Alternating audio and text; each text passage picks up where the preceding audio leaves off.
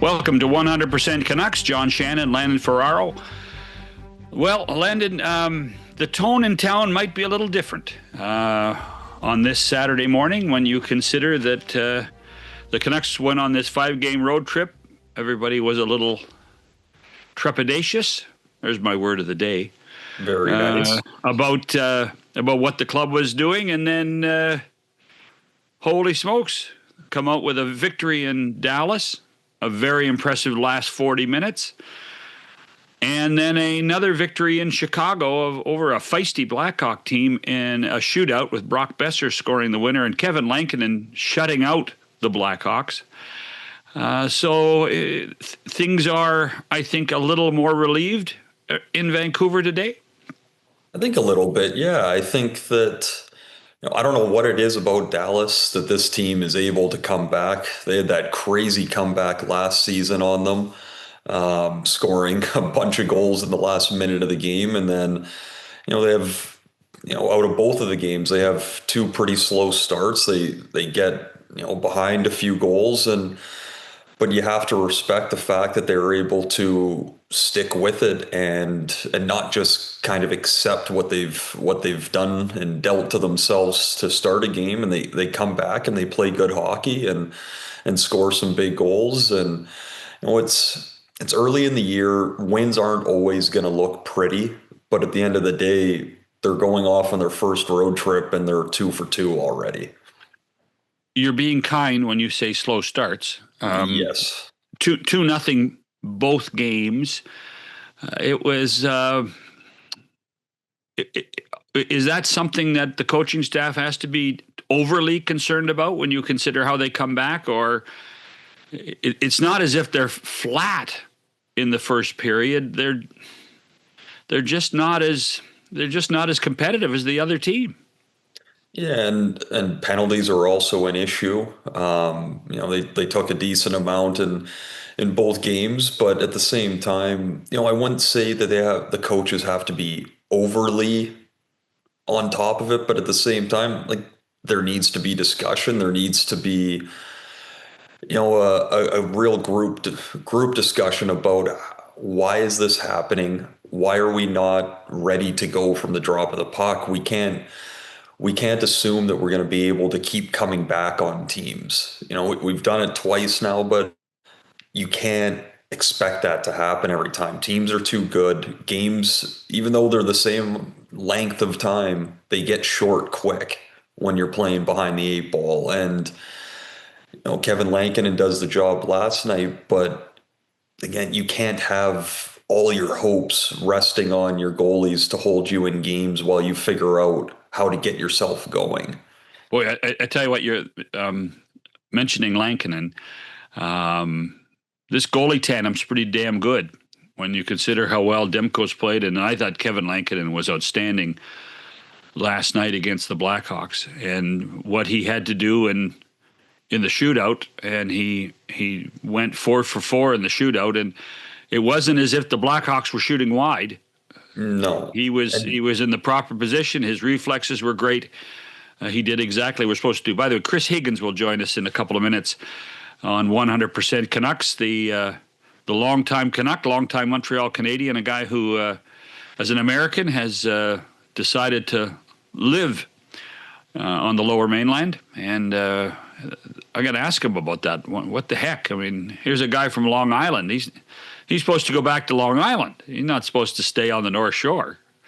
I mean, let's be honest here. Long Island, I'm not here to criticize. My parents loved their time. I was born in Trail, but 2 weeks later was on Long Island. And great spot.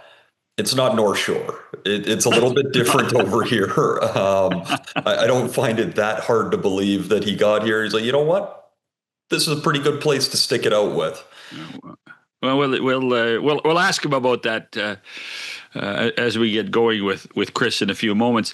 The other aspect of this road trip, and you talk about slow starts, 12:30 Eastern time game, 9:30 Pacific time game in Washington on Sunday against a Caps team that seems to be turning it around and playing some more complete hockey after their 5-1 victory against the Wild on Friday night. They're not going to be a pushover, dare I say, they have a bit more firepower than Chicago does. So getting off to a slow start will not be very, very smart in D.C. on Sunday afternoon. And having to be on the penalty kill more than once or twice is not the play either. Ovi gets his 898th goal last night. He's it doesn't seem to be slowing down much either. So, you don't want to give those opportunities. It's an early game. They're always a little different. I was someone that I actually loved the early game. It gave you less time to think about what you needed to do and all the different scenarios that could go through your head on a normal 7 o'clock game night. You wake up, you have breakfast, you go to the rink, and before you know it, there's puck drop. Like it's just you get to business right away. I think this is But hold on though, Landon. You know as well as I do, hockey players are such creatures of routine. The whole concept of when the bus leaves, when the morning skate starts, when I have my nap, when I get back to the rink. When do I drink my first coffee before at 5:35? I mean, so to have a 12:30 game, and they will have adjusted to the time zones by the time the game starts, but to have a 12:30 game is such an anomaly. It is, and it's, I will say I wasn't the most superstitious guy, but those 12:30 games, 12 o'clock, I mean, in the American League, you'd have the kids game that would start at 10:30 or 11 sometimes. You got SpongeBob blasting in your ears instantly with a bunch of kids screaming. I'd still have pasta and chicken or pasta and steak before that 12:30 game. It's a little tougher getting it in at 8:30 in the morning, but that's what I felt comfortable with. But at the end of the day, like it's being a pro. It doesn't matter what time the game starts. You need to start when the game starts. And you have to be able to push whatever feelings or thoughts you have about not liking a game time or any of that stuff. It doesn't matter. The puck's getting dropped regardless at, call it 12:38 once the anthems are sung. So the game's happening. You better be ready. And we were talking about Lankinen and Demko earlier. You know that they're going to be ready and do their thing, but it doesn't matter that you have early in the season here the best goalie tandem in the game because they're two very good goaltenders. You can't make them hold you in for the first half while you get going. And I know those guys in the room are thinking the same thing. We got to give them a cushion once in a while. And, they're going to do their part and they're going to make the saves they have to make because, using Washington in next game, like they're going to make plays. They're going to get scoring chances. It's going to happen. But they can limit what they give, especially early. They can get on their toes a bit quicker, try and get out to that first goal. I think they've given up the first goal in 4 of the 5 games they've played. That's not something that you can keep sitting back on and think that your season's going to go okay. And again, they know that. So I imagine they're going to have a better start. I think a wrinkle in their game day can be something that really provides that because they know that it's going to be different. I got to be ready. You start kind of thinking about it the night before a bit more than you normally do, and you wake up and you're ready to go. So Washington Sunday afternoon, and then Pittsburgh, and then Nashville. I would assume Demko, Lankinen, Demko. If that would probably be the way the goaltending schedule will work. The other thing about, and by the way, Quinn Hughes another 30 minutes on Friday night in Chicago, and he had a rough one last night. Like he played very good. I don't mean it that way. I mean, he fell, and you could see, whether he landed on his knee or something like that didn't feel good. He took a couple high sticks. It was a rough game for him last night. And then Max Sasson. There we go. Another goal, 2 games in a row on the road for Sasson. And, we had Jim Rutherford on the other show, about 2 weeks ago, and I asked him about, what's the residue of winning the Calder Cup? And I don't want to make too much about it, but he suggested that going in a deep playoff run in the American League was like 2 years of experience for a player in the NHL. And when you look at the contributions of the guys that played on that Abbotsford team and what they're doing now, even the small stuff, whether it's Baines or Carlson or Mancini, it does put a smile on your face that, the system is working a little bit, and we are getting more contributions from more people other than our core. So, and then Sasson listen, this guy is relentless. He just goes to the net, right? Yeah, he's a guy that doesn't cheat anywhere on the ice. He's got one hell of a motor on him. He gets around the ice very well. His first goal was a really nice snapshot from the right side. Last night, he's getting himself to the back door and fighting through a check and making sure that he's, hard and heavy on his stick and puts that one in. He's a guy that he was victim to waivers a little bit because he didn't have to clear. Like, it made him an easy option at the beginning of the season for him to be the one to go down. He had a good camp, but that's what happens sometimes. But the amount of confidence you get out of a long playoff run, kind of just like him, like I won the Calder my second year in the American League. And I agree with Jim. I think it provided me with so much knowledge about myself and my game to what I could bring to the next level. And Sasson's a very, very driven individual. He's a fun guy to be around off the ice in the little bit I've got to know him through covering that team last year. But you can see, like, he's one of those guys, he steps on the ice, his face changes. He's there to work, and he knows the opportunity that he has right now. But he also knows that, like a lot of other rookies, tomorrow's not promised, and you got to deliver every night. That doesn't mean scoring every night, but that means doing your job, bringing the energy, being good defensively. And, over the last two games, you can look at different parts of both those games where that Sasson, Baines, and Carlson line was the best forward line. They were one of the only guys that were able to get offensive zone possession and hold lines in there at different points while the rest of the guys were trying to kind of get their feet moving a little bit more. They've done a great job. And it's, I imagine it's a really nice thing to see as an organization that three of your guys that have, graduated up to the big club are doing the job that they are. And your system down in Abbotsford is doing what's needed to make guys ready for the next level, because it clearly translates from one to the next. Well, I'll tell you what, one of the guys that helped work with some of those young prospects at some point in his career was Chris Higgins, who worked for the organization for a 5 or 6 year period, has stayed in British Columbia, stayed in Vancouver, and become a member of the community. And Chris will join us after the break on 100% Canucks with Ferraro and Shannon. I won't keep you long. Darren Millard with a tip for everyone who loves great hockey podcasts like this one.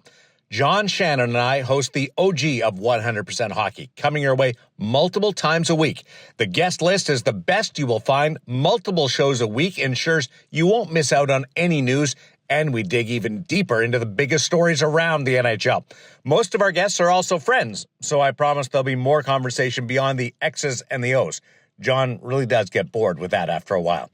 So join us for 100% Hockey. The name says it all. Subscribe now while you enjoy thinking about it. And enjoy. Welcome back to 100% Canucks. Landon and John, joined by former Canuck Chris Higgins. Now, Chris, you gotta riddle me this. How does a guy from New York end up living full time in Vancouver? What's the story? What? Come on now. You mean you get traded or you sign in Vancouver? That's one thing, but to end up living there full time, seriously?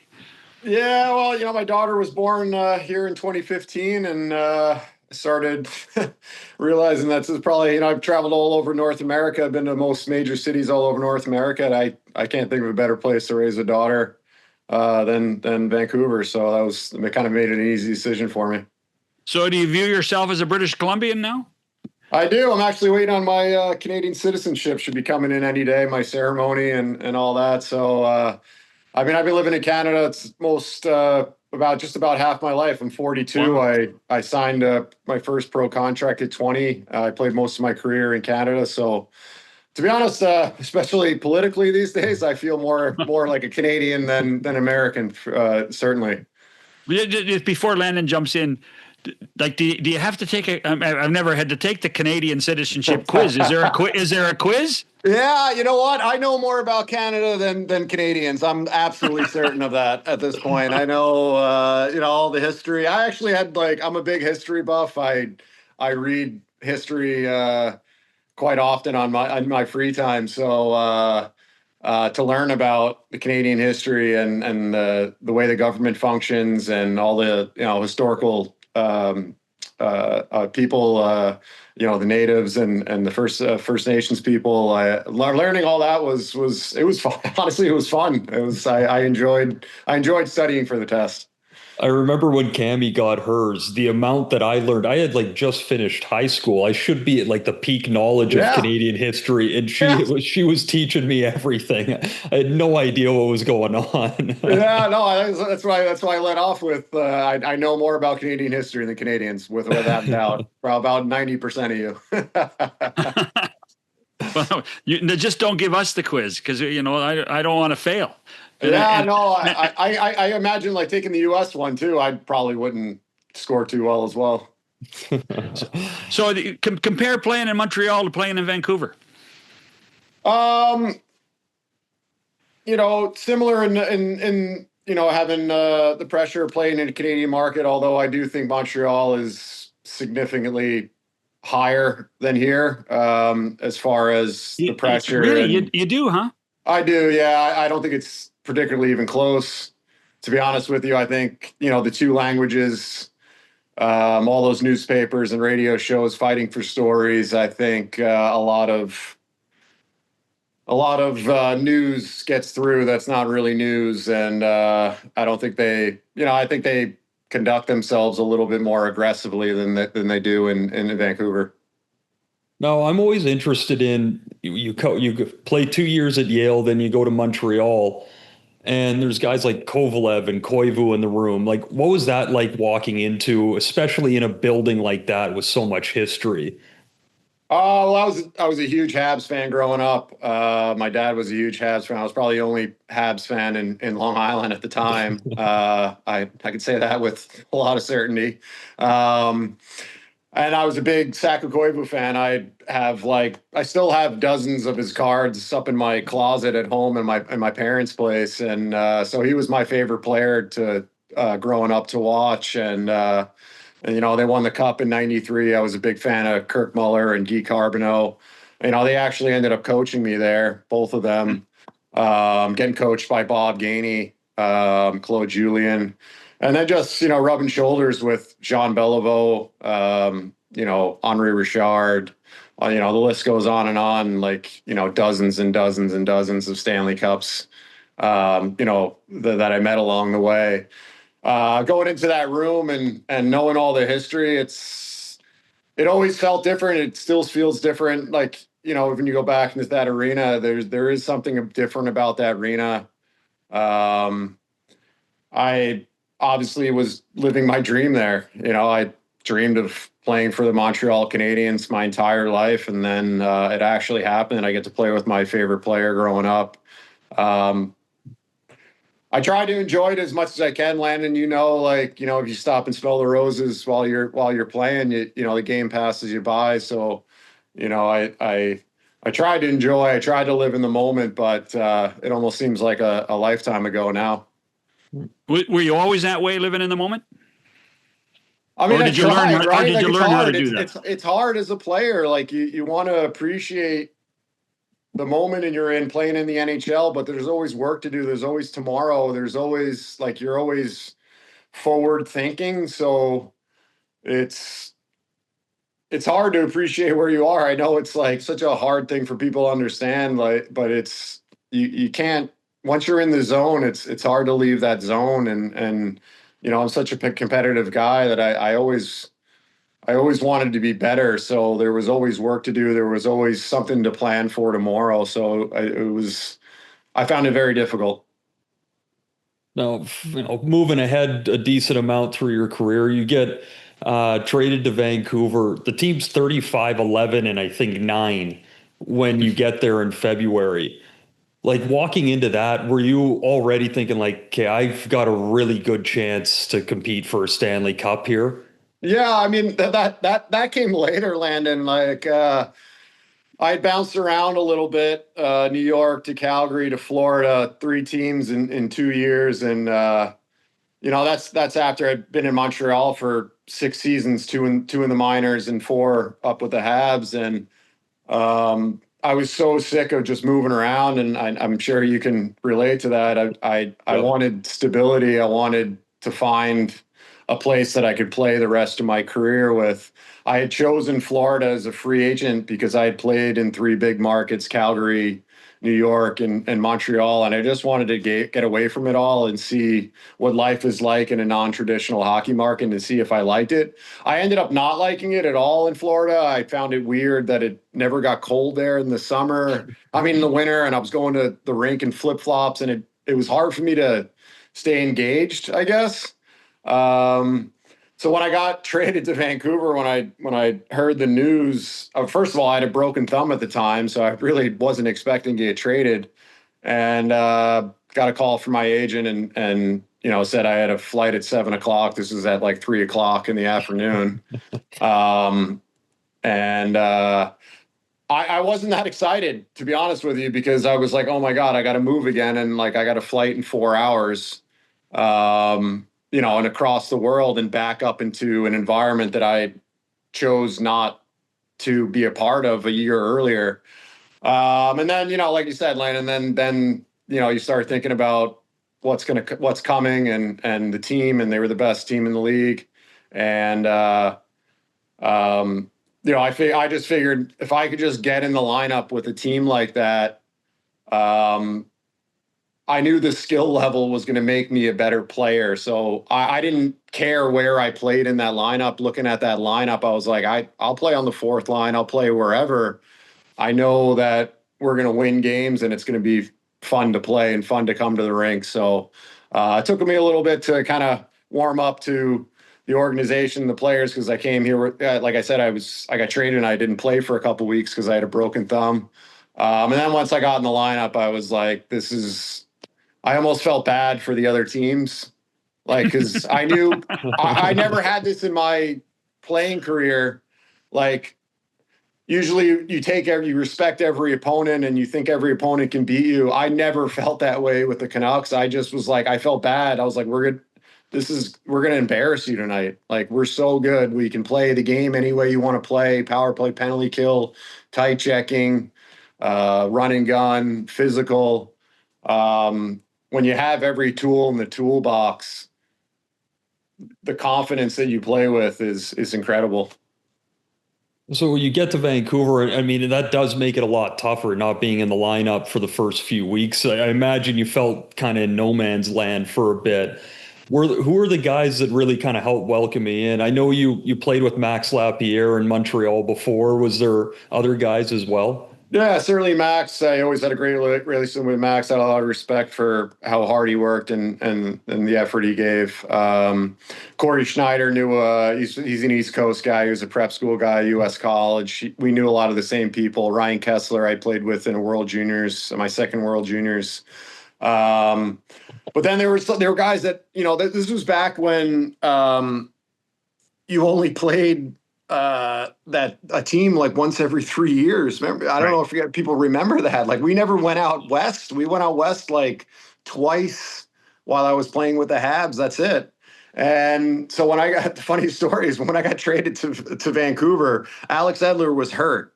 So I got back in the lineup and we're just absolutely steamrolling teams down the stretch. And Edler wasn't in the lineup. I had no idea who Alex Edler was at this point. He wasn't in the lineup. I never even heard of this guy. And I'm talking to like some of the guys on the team. I'm like, oh, man, like we're so good. Like, I can't believe how good this team is. And they're like, yeah, our best defenseman's not even in the lineup. And I'm like, who are you talking? I'm like, how? And they're like, yeah, this guy, Alex Edler's, once he comes back, he's arguably our best defenseman. And I was like, it blew me. I had no idea who Alex Edler even was. You know, we had Chris Tanev that was a healthy scratch. I know he just came out of college, but like just to show the depth of that team was Chris Tanev wasn't even playing for us at that time. That's so funny. When I got called up out of junior into Grand Rapids in the American League the first time, there was a guy behind, like standing on our bench. I thought he was one of the coaches. He was an older veteran that they just let on the bench to kind of help with coaching. And so we're going on a road trip and I see him kind of pack it up. And I thought he was just like a guy at home doing it. And I'm like, oh, you're coming? And he had a hockey bag. I'm like, what are you doing with that? He's like, well, I'm going to play. What do you mean you're playing? I thought he was a coach. I felt like such a meathead. Yeah, I know. Well, that was the other thing when I got traded. Chris Tanev was not playing, obviously, too. And I had no idea who Chris Tanev was. He came out of RIT, which is like one of the worst college programs in the nation. And no, you're not going back to Rochester. That's respect to Chris Tanev. I respect that. I went to Yale. I went to a terrible U.S. college program too. I respect the hell out of Chris Tanev.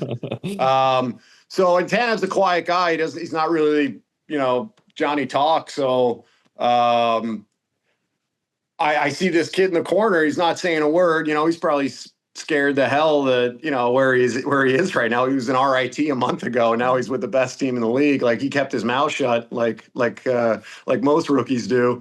And so I didn't talk to this kid for I went up and introduced myself, and I don't, he like mumbles a lot too, so I don't even know, what he even said to me. And so like weeks go by, I don't talk to this kid at all, because he doesn't talk. And I thought he was Russian, because his name was Tanev. I thought he wasn't speaking because he was Russian. I had no idea who this kid was. And this was like 3 weeks. Like, this is way too long of amount of time.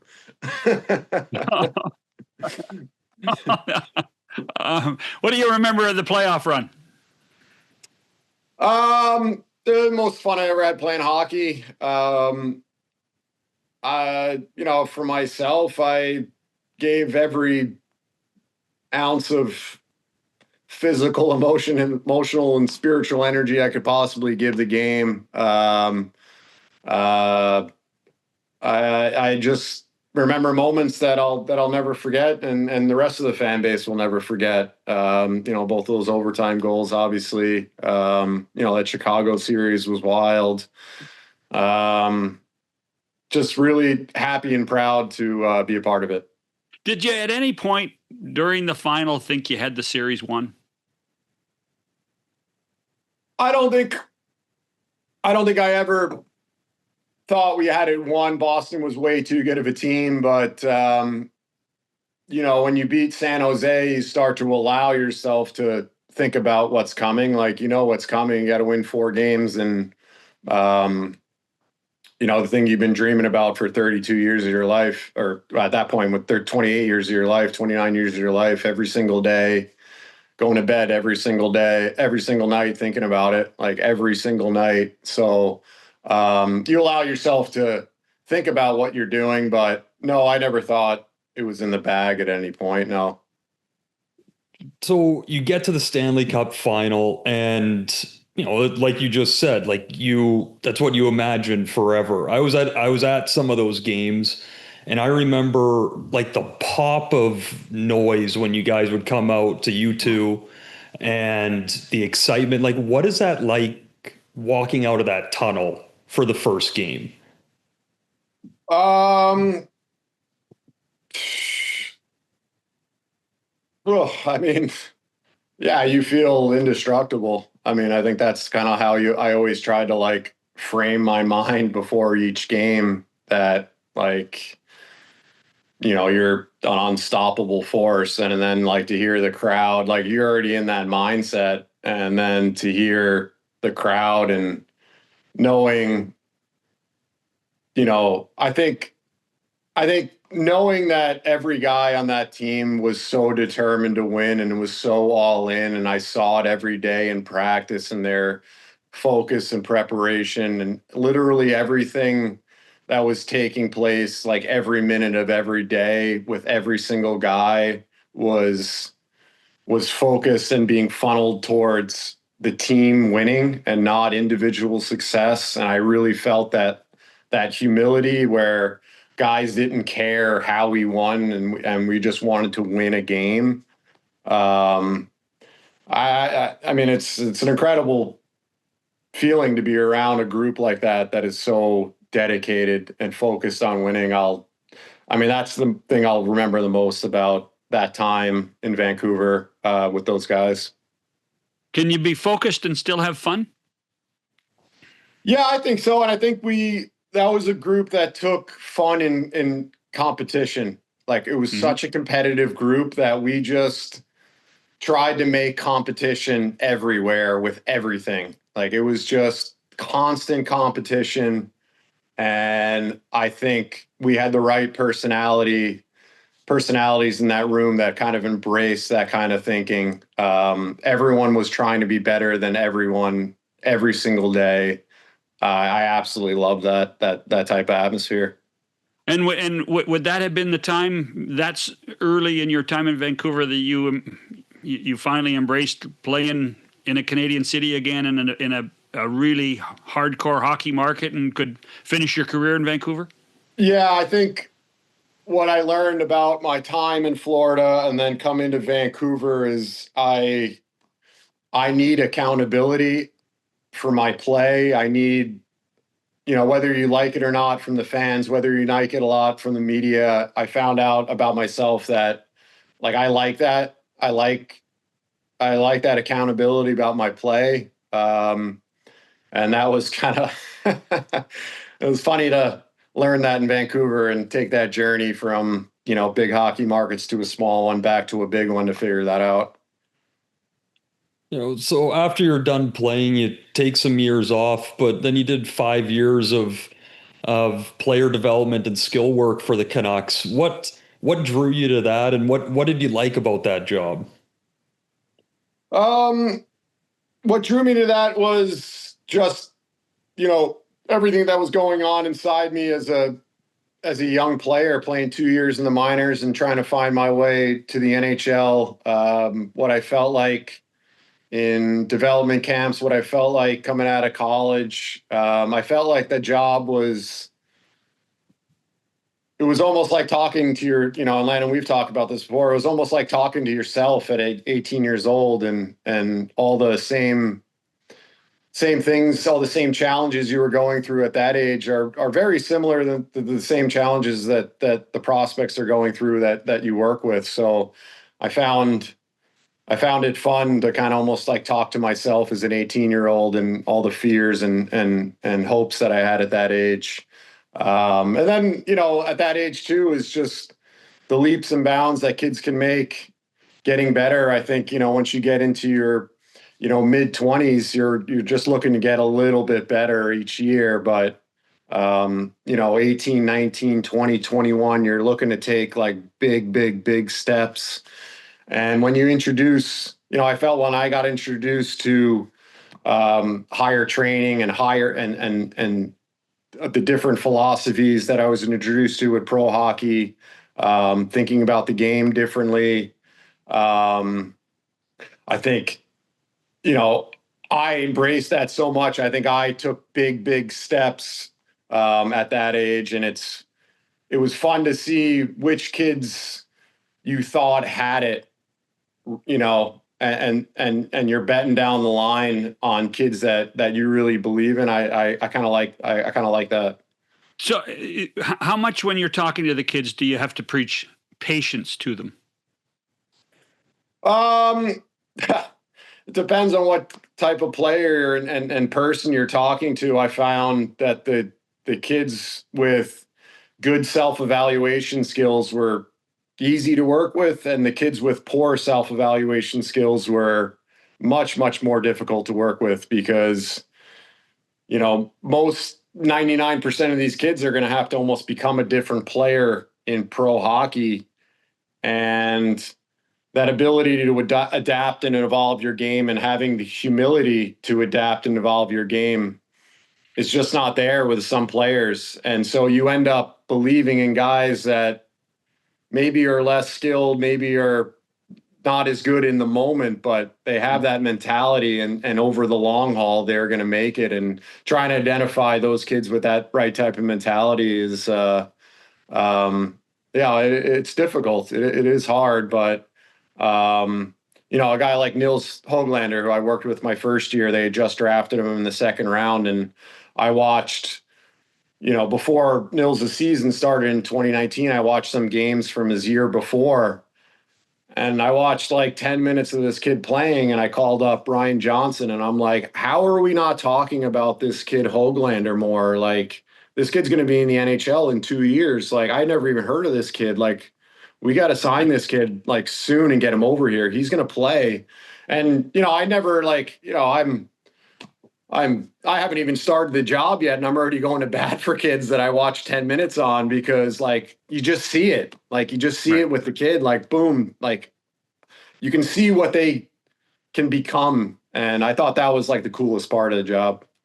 I'm curious, if you had a chance to have a cup of coffee with Braden Coots, what would your message be to Coots if you could? I think he's going about it the right way. From hearing what other players have talked about him, to hear about, like, the quotes Adam Foote has said about him. He seems like he's not trying to be the player he is in junior, and he just wants to contribute all over the ice. And that's kind of how I approached it too. So I'm like, I'm bullish on that kid. I watched him as a 16-year-old in Seattle when I was watching Sawyer Mineo. He was just a little 16-year-old at the time, and I wrote great reports on the kid. I really like the way he plays the game. He's going to play in the NHL, but I think he's approaching it the right way. Like, just don't worry about points. Just try to contribute. Just try to do all the small plays well. And in the NHL, if you do that, you're going to get 30 points a year. If you're a good small play player and you're on the ice for 15 minutes a game, and you nail every single one of your small plays, the points will come. So I think that kid's approaching his start to his pro career in exactly the right way. And, just in the early parts of the year here, I'm assuming you watch a decent amount. What do you make of the Vancouver Canucks this year so far? Yeah, it's hard. You know how it is, landing like a couple of games out of the year. You're not in the zone. You're still trying to find the zone. I mean, some guys can pop off right away. I wasn't really that guy. It took me till game 10 to really feel like, everything was working the way it's supposed to be working, I guess. But I think their issue is going to be scoring goals this year. I look at that lineup.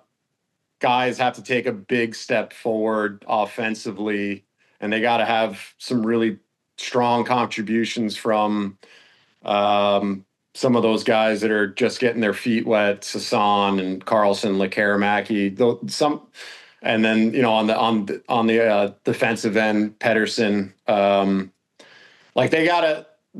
Those guys have to be NHL players. Like, some of those young guys have to be NHL players, and they got to find a way to score goals. I like their defense. If Demko stays healthy, they'll be okay there. But they're going to have to find ways to manufacture goals, because other teams have a better top six than we do in the division. So it's going to be offense by kind of figuring out a team way to manufacture goals, I think. Well, it's going to be a fascinating season that way. And by the way, Chris, you didn't tell us what the toughest question on the quiz was. Well, Well, I got one wrong, so whatever that question was, I got 19 out of 20. So I don't know which one I got wrong, but that one was probably the hardest. And they didn't tell you which one you got wrong. That's unbelievable. No. I'm just looking for that pass sign and be a Canadian. And I always wanted to live in Canada as a kid. I always looked at Canada like they got it figured out up there. They know hockey's the best sport. That country has it figured out up there. And I always looked up to Canada. I'm like, what a wonderful country out there. And the other thing is, you say that back at your parents' house, there's a lot of Saku Koivu cards. There's got to be Chris Higgins cards then. I don't know. My brothers probably use them in the bike spokes to make it sound like a motorcycle, I think. So. Oh, now you're showing your age. Thanks for this, Chris. All right, guys. Thanks so much. Thanks for your time. Chris, I got to throw one more to you, though. Yeah. Sorry. And I've been waiting to ask this question. What was the hardest elbow you've taken to the nose, playing or out of the game? If you've seen this nose, it's gotten hit a few times, but I know the one you're talking about. Well, okay, fill us in. The rest of us don't know. Landon can fill us in here, yeah. I showed up late, and there was a group of guys playing bump, like, with basketball with the two balls. Hey, do you want to come play? Yeah, I'd love to. I jump right in. I'm there for 12 seconds. Chris is ahead of me. He goes, shoots, misses. I shoot, miss. I go to get the rebound. I elbow him in the nose so hard. I froze. I didn't know what to do. This thing's seen some damage. I don't have to worry about that one. Oh, perfect. Well, yeah. I'm just glad now Chris showed up for the interview, knowing that you did to him. I got his number. Don't worry. Thanks again, Chris. All right, guys. Thanks for your time. See ya. Enjoy the weekend. Chris Higgins of the Vancouver Canucks. Landon, I'll be back after this on 100% Canucks. All right, listen up. Today I want to talk about giving 110%. Giving 100% means giving everything you got. Giving 110% means giving 10% more than is humanly possible. If we're going to win as a team, we need 100% of you guys giving 110% 100% of the time. If only 50% of you guys give 110% and 50% of you guys give 100%, I guarantee you 100%, we'd only win 50% of our games. Suppose 75% of the 110% gave only 50%. And 50% of the 100% gave 25%.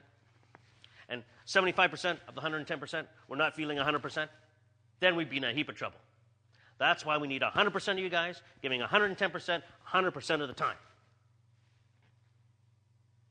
Okay. Let's go out and play some hockey.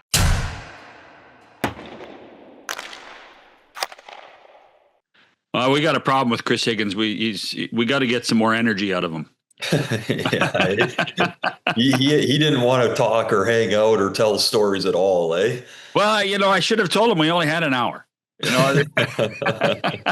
Actually, that's not true. On a podcast, you can go as long as you want, but there's only a certain point of retention and attention you can keep in a podcast.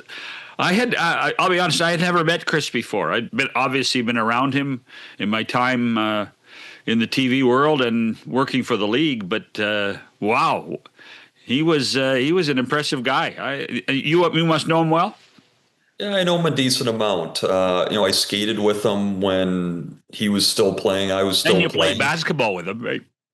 Yeah, well, for about 12 seconds, like I said, the game, I kind of put an end to that one pretty quick. Everyone else started playing again, but Higgy was off getting some ice, and I was sitting there in shock of what did I just do and why did I just do that? Who needs to get that intense in a game of bump? But no, like I've been around him a lot. He was a guy that had played a good number of years by the time that I met him here in Vancouver in the summers and had some workouts together and then being on ice. And I mean, you see what he brings to a conversation and being around him. He's a guy that will give you the time of day, and, I could ask questions. I could kind of pick his brain a bit, and he was someone that, in a sense, I really looked up to. He was a PK guy. He had a long career, but he had to do a lot of things to make sure that career continued, and got to be a piece on a Stanley Cup Finals team. And, those are all things that I wanted to do when I was younger, and he was willing to talk about it. And then over the years, I grew up a little bit, and then you start to hang out a little bit. And it's someone that I'm always excited to see around Rogers Arena for sure. Before we go, the topic du jour is always going to be Elias Pettersson. Sorry, Elias Pettersson, not Elias. Elias Pettersson had his chances Friday night in Chicago. Still doesn't seem to be as confident as you expect somebody of his ilk to be. But do you see some progress? I do. I'm not going to say that I'm sitting here thinking like, oh, he's back now. But, I imagine you saw some of the same things I was seeing last night. There was the one move in overtime, That right was down the slot, where he made the move to the net. And it's funny, earlier in overtime, he had the puck in the corner and could have done the same thing. Yeah, and he turned back up. And he turned back, and you're going, Yeah. you're a bigger guy now. Just go to the goddamn net, please. Yeah. I was sitting last night. We had our draft for the Canucks Autism Network Pro-Am tournament. I got my first game going to it after this. And it was, because those two plays in overtime weren't too far apart. No. And the first turn up, you could hear everyone that was watching, because they had it up on the big screen. And you could hear everyone's groan of, because it's so easy when you're watching on TV. Just turn the other way. You got a net drive. Yeah. But he makes that second move, and the guy that I was standing next to, he goes, "Oh, he wouldn't have made that move last year." And I completely agree. Like, there's parts of his game that you can see are starting to turn a little bit. His brain's starting to kind of get back to making more direct plays and trusting his skill and taking guys one-on-one. Is it happening as quick as everyone would like to see it?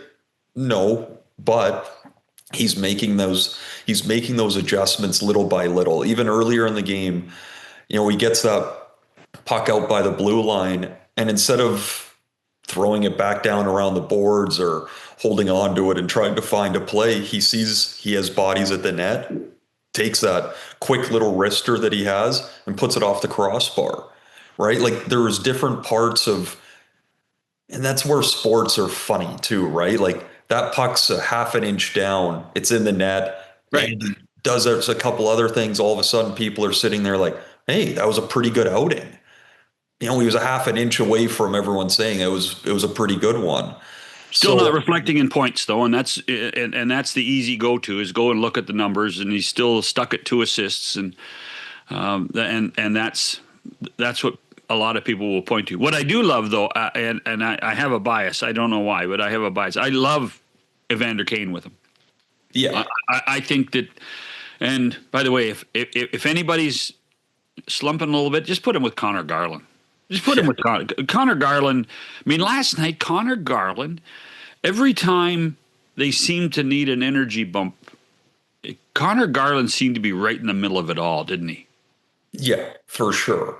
And I think we were talking about it last pod, but I know I was talking about it in a radio hit yesterday of, the O'Connor experiment for the little bit of him being up there. Like, that just, to me, was not going to work. O'Connor's a hard worker. He gets it on forechecks, and that's great. But it's like a little bit of Edmonton at the beginning of the season with Trent Frederick up with McDavid and Draisaitl. Like, yeah, he's a good player, but he's not that. And that's okay. That's not what you signed him to be. And that's the same with O'Connor. He plays better down in the lineup. And Kane is a guy that is going to bring the physicality. He's going to bring intensity. And then, you just talked about Garland, but that guy is an engine. And, if he was a little bit taller, just a little bit bigger, he would be a name that is spoken about all over the National Hockey League and by fans. He's got unbelievable skill. His work ethic and drive are really second to none. Like, that guy is moving at all times on the ice. So now you're talking about, how do we get Pettersson to get moving and start finding his game a little bit quicker? How do we get him into the fire a bit? Well, those are two players that are constantly putting themselves in the fire every single time they're on the ice.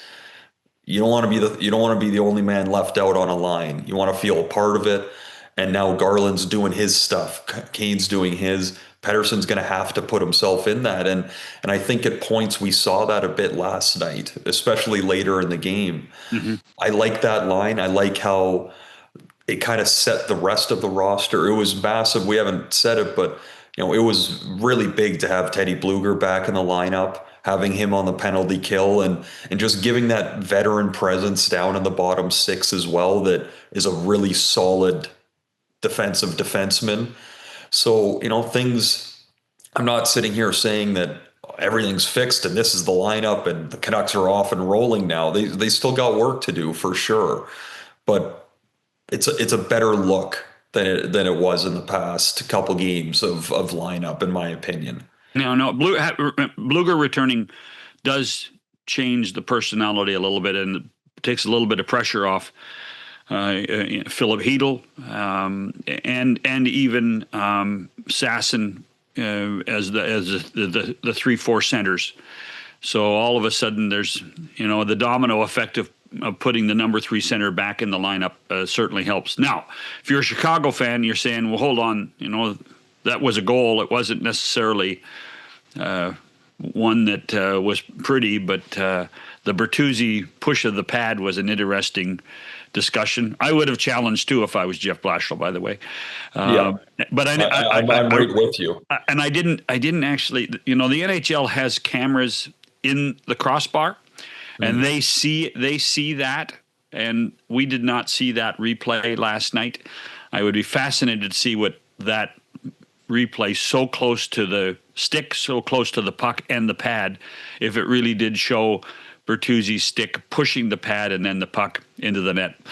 We may never see it either. It may go to the ether, Landon, the way things are. Anyway, so the road trip continues: Washington, then Pittsburgh, and then Nashville. We'll talk to you next week, Landon. All right, sounds good. Have a good weekend. And have fun at the tournament, will you? I'm going to try. I'm on the young team. We got the young legs. I think we got a chance. Just do not elbow Chris Higgins, please. I told him to stay away from me. I'm a serious competitor. I don't care if it's for charity. I'm going out there to win. By the way, all those ex-pros that were at the event last night and are there this weekend, once you guys get your juices going, you can't turn that switch off. You know that. I've seen that all my life. I mean, it's going to be crazy by Sunday afternoon. It's always the same thing. You get out there at the start, you're like, I'm just going to make a couple passes and just have some fun. And then you get 3/4 of the way through your first or second game, you're like, I haven't done anything yet. I better get moving. It ticks up real quick. This will be the first time that I put on my full gear since I retired. So wow. I'm actually pretty excited. Well, I tell you what, then we'll probably do the show next week from VGH. So I'll give you a full recount as I'm laying in that bed of the couple goals I scored before. All right. Have a great day. Have a great weekend. Yeah, you too. That's Landon Ferraro. I'm John Shannon. Thanks for listening and watching this edition of 100% Canucks.